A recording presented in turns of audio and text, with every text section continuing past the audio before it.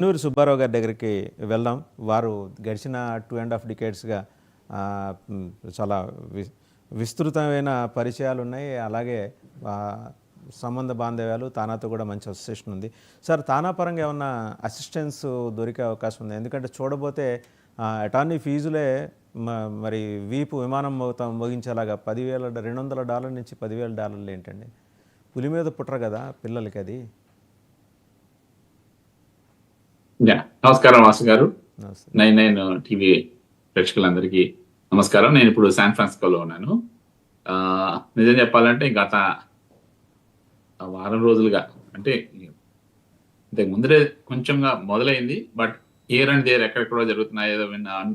అయితే ఇది ఏమంటారంటే మంట కార్చిచ్చులా వ్యాపించిందంటారు చూడండి. ఇక అలా అది ఒకళ్ళో ఇద్దరికో వచ్చింది కాస్త 100 మందికి 100 నుంచి 1000 మందికి వెళ్ళేప్పటికీ ఈ మొత్తం బయటకు వచ్చింది. మాకు తెలిసినంత వరకు ఏంటంటే ఏప్రిల్ 2వ తారీఖు అంటే ఏప్రిల్ నెల నుంచి మొదలెడదాం అనుకున్నట్టు. అయితే వాళ్ళు చాలా అథారిటీస్ చాలా హోంవర్క్ చేశాయండి. హోంవర్క్ చేసి ఐ థింక్ మనం ట్రంప్ గారు ఆయన స్వేరింగ్ ఇన్ అవ్వంగానే ఫస్ట్ ఆయన చెప్పింది ఏంటంటే స్టూడెంట్స్ వీసా ప్రకారం ఉండాలి. వాళ్ళు వారానికి 20 గంటలు పని చేయాలంటే 20 గంటలే పని చేయాలి. అంతకంటే చేయకూడదు అనగానే అప్పుడు అందరూ కంగారు పడ్డారు ఫిబ్రవరిలో. అది మెల్లిగా అది డై డౌన్ అయింది. స్లోలీ అందరూ కొంచెం మర్చిపోయారు. ఎవరి జీవితాల్లో వాళ్ళు ఉన్నారు. అటు మీడియా కూడా కొంచెం మర్చిపోయింది. తగ్గిపోయింది. అయితే ఏంటంటే వాళ్ళు అంతటితో వదలలే.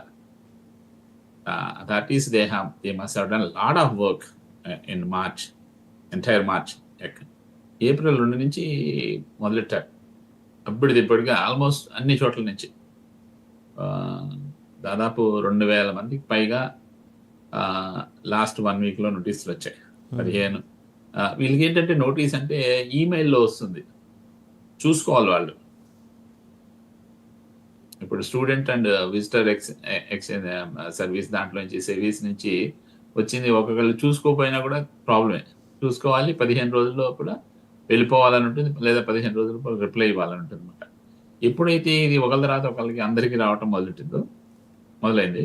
ఎస్ మీరు ఇందాక నన్ను తానా అన్నారు కాబట్టి తానా రియాక్ట్ అయింది. తానా రియాక్ట్ అయ్యి మొదట ఇమ్మీడియట్‌గా అసలు ఏమేమి ఉన్నాయి, వాళ్ళకి వచ్చిన కేసులు ఏంటి అన్న దాని మీద చిన్న అధ్యయనం చేసి ఒక పాంప్లెట్ రిలీజ్ చేశారు. డ్రైవింగ్ లైసెన్స్‌లో ఏవే తప్పులు, స్పీడ్ డ్రైవింగ్ కూడా మళ్ళీ 20 కిలోమీటర్స్ ఇప్పుడు 40 కిలోమీటర్స్ స్పీడ్‌లో వెళ్ళాలంటే వాళ్ళు దాటి 20 కిలోమీటర్స్ దాటి అంటే 60 పైన వెళ్ళారనుకోండి అది పెద్ద నేరం. 40 నుంచి 50లో వెళ్తాం కొంచెం చిన్న నేరం. అలాగే స్కూల్ జోన్‌లో వెళ్ళారనుకోండి అది ఇంకా పెద్ద నేరం.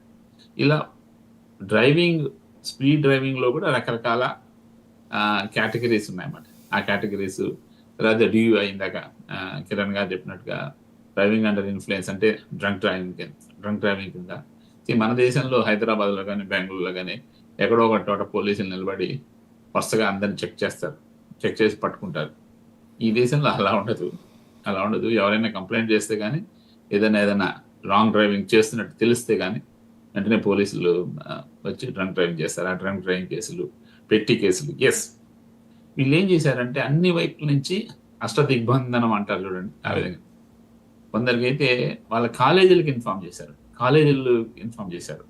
కొందరికైతే ఎక్కడైతే వీసా తీసుకున్నారో అది హైదరాబాద్ కావచ్చు, చెన్నై కావచ్చు, బెంగళూరు, ఢిల్లీ కావచ్చు, ఎక్కడైతే వీసా తీసుకున్నారో ఆ వీసా కేంద్రాలకి, కన్సులేట్ ఆఫీసులకి ఇన్ఫార్మ్ చేశారు.